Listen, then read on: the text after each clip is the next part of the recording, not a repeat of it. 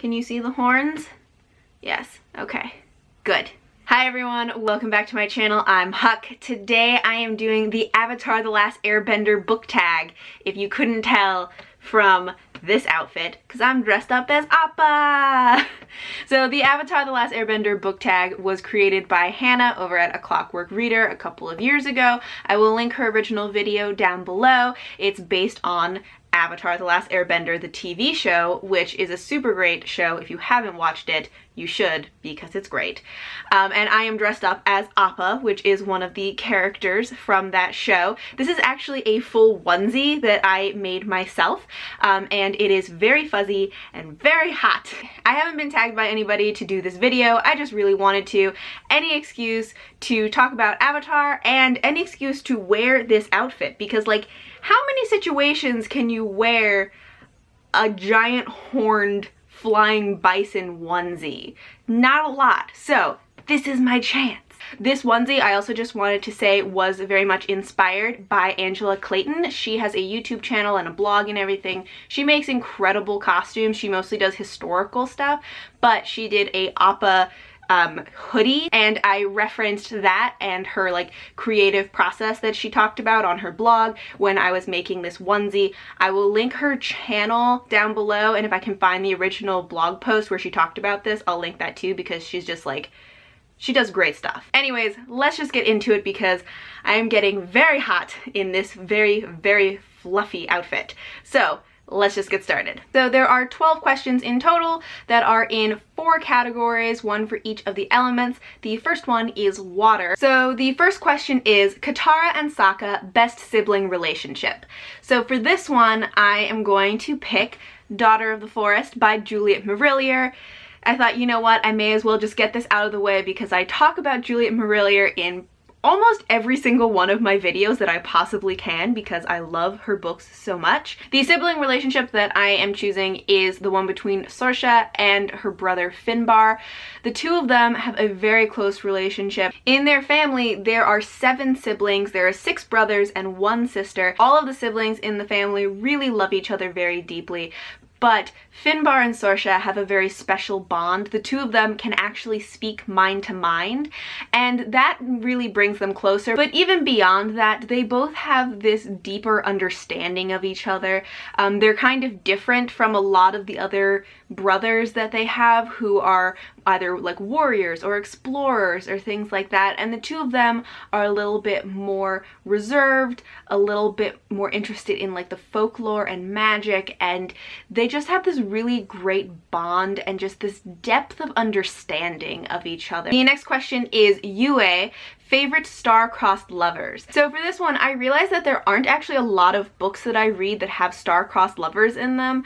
But for this one, I have another series that I love very dearly, which is Blue and Gansey from The Raven Cycle by Maggie Stiefvater. They can't be together because there's this whole prophecy that like if Blue kisses her true love, he'll die. And so like she likes Gansey, but she doesn't know if he's her true love, but she's not gonna risk it and like try kissing him just to see what happens. And the two of them are just so dorky about it. They're like freaking out when like their fingers touch, or like they use the same spoon to eat yogurt or something, and they're like, oh my god. They're both such dorks, and I love it so much. So the third question is Bloodbending, a book with a disturbing / unsettling concept. And for this one, I actually don't have this book anymore because I thought it was super creepy, which is Daughter of the Blood by Anne Bishop. I hope I'm saying that correctly, because I don't have the book in front of me, but I'll like have a picture of it here. It's not even that the book has like one disturbing concept or premise or anything like that. It's just that the book as a whole has a lot of like torture, there's cannibalism, there's pedophilia, there is murder, like murdering children, there is other kinds of child abuse.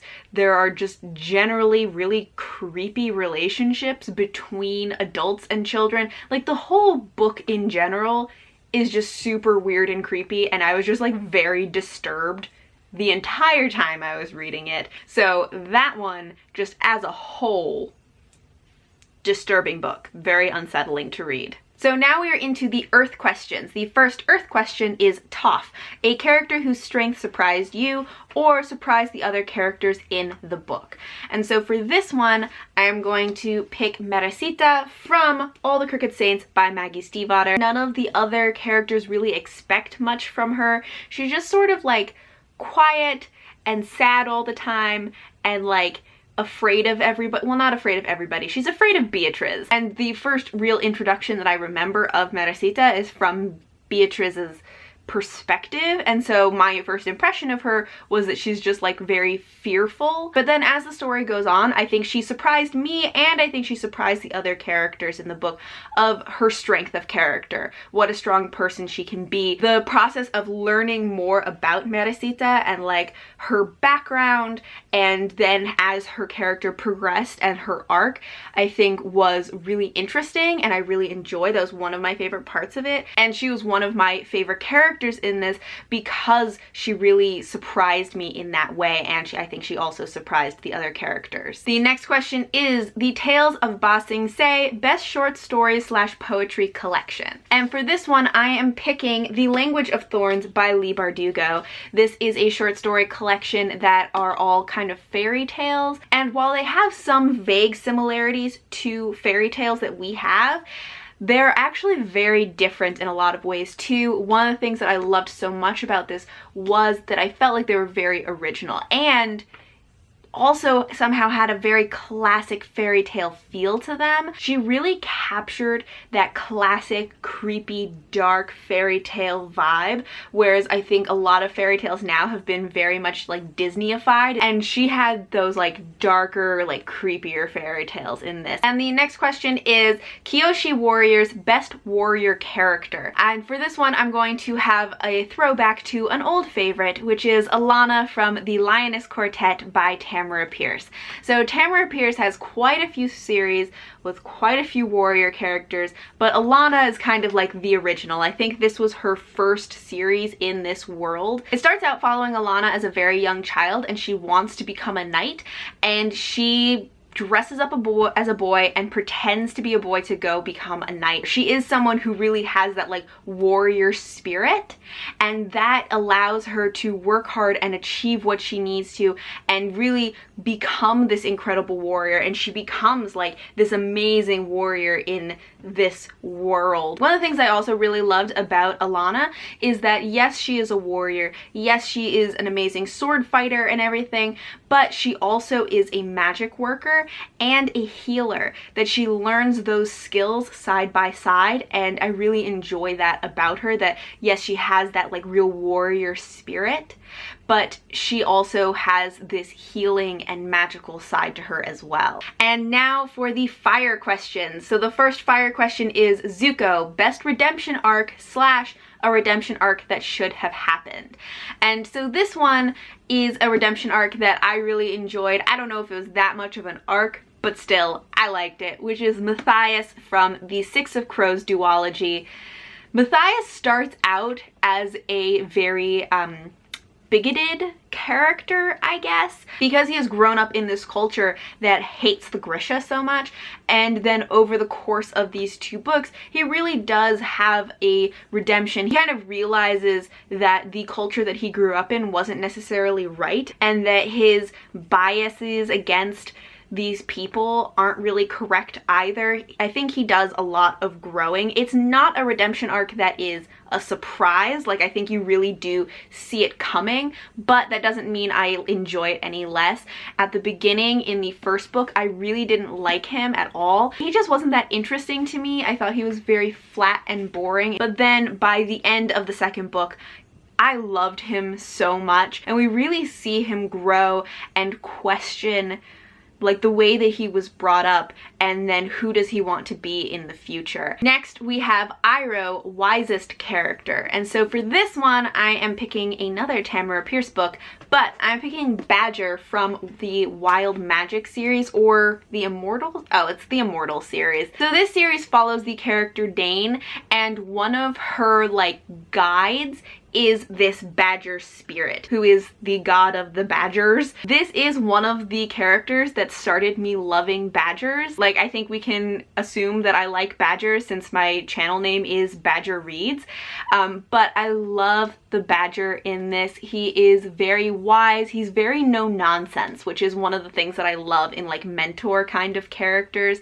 Like, he guides her and gives her advice and support when she needs it, but he's not like a warm fuzzies kind of wise character. He's not gonna coddle her, but he's going to tell her what she needs to hear, and I love that about Badger. The next question is Azula, best downfall. So for this one, this might be a little bit spoilery, so if you want to skip ahead a few seconds to kind of skip past this part. So for best downfall, I am picking Van Eck in Crooked Kingdom by Leigh Bardugo. If you've read this, you know there's a point at the end of the book where Van Eck kind of gets his comeuppance. I actually wrote, like in the book, I annotated, it says, "Ha! Yes, let Van Eck drown in his own deceit."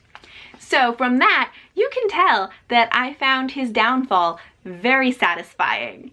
And now we are on to the air questions. So the first air question is Appa, favorite fictional animal. Yay, Appa. So there are a lot of fictional animals that I really love. One that came to mind for this though was Night Eyes from the Farseer trilogy by Robin Hobb. I'm holding up the third book in the series because this is the one where I really started to love Night Eyes. I loved the way that Night Eyes interacted with Fitz and also with the Fool and with so many other characters. There are so many times when there are characters who are feeling out of place or alone, and Night Eyes just has this really straightforward way of just being like, yes, we are pack. Like, I am here for you. And those are the moments, like Night Eyes moments, where he just like told people like, we are pack and I protect you, I take care of you. Those are the things that just like hit me hard in the feels, and I was just like, oh, I love this so much. So I really enjoyed Night Eyes in this series. And the next question is Aang, purest cinnamon roll. So for this one, like, I love pure cinnamon rolls. Cinnamon rolls are my favorite kind of characters ever. They're just the best. And so for this one, I have another Tamara Pierce book, which is The Trickster's Choice or Trickster Duology by Tamara Pierce. In this, there are these little creatures called Darkings, and they are the cutest and just the purest, and I love them a lot. They're these weird little magical creatures. That is actually, this is another one that I could have said for favorite magical creature because I love the Darkings, but they're these just like little blobs of darkness. Like, they're just little shadowy blobs, and that's it. But they talk, and they get like little things that they put inside themselves because like they're kind of see-through, so that they have names. So like there's one that always has a leaf on its head. They don't really have heads, they're blobs, but there's one that always has a leaf on it, so that one's Leaf. And there's one that has like a little bit of gold, so that one's Gold.